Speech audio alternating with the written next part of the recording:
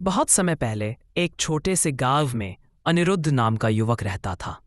वह भक्ति करता था, लेकिन हमेशा सोचता था कि नवरात्रि में माँ दुर्गा को खुश करने का सही तरीका क्या है। नवरात्रि का पहला दिन आया।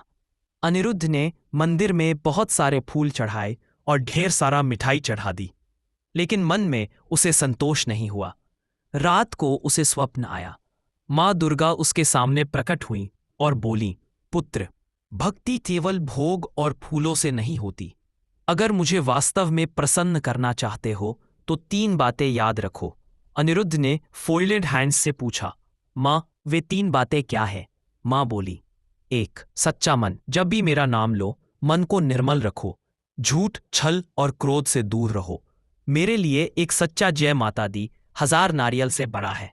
2. सेवा, मेरी पूजा केवल दीप और धूप से नहीं बल्कि दूसरों की सेवा से होती है।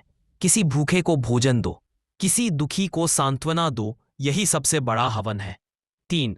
आदर, हर स्त्री में, हर माँ में मेरा अंश है। उनका सम्मान करोगे तो समझो मुझे ही पूजा है।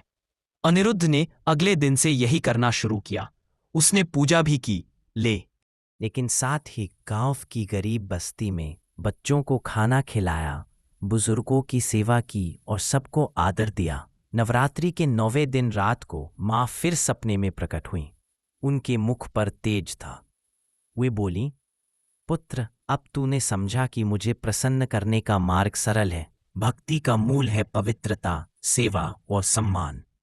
नवरात्रि में जो इसे अपनाता है उसके जीवन से अंधकार मिट जाता है। अनिरुद्ध ने कृतज्ञ भाव से माँ को प्रणाम किया।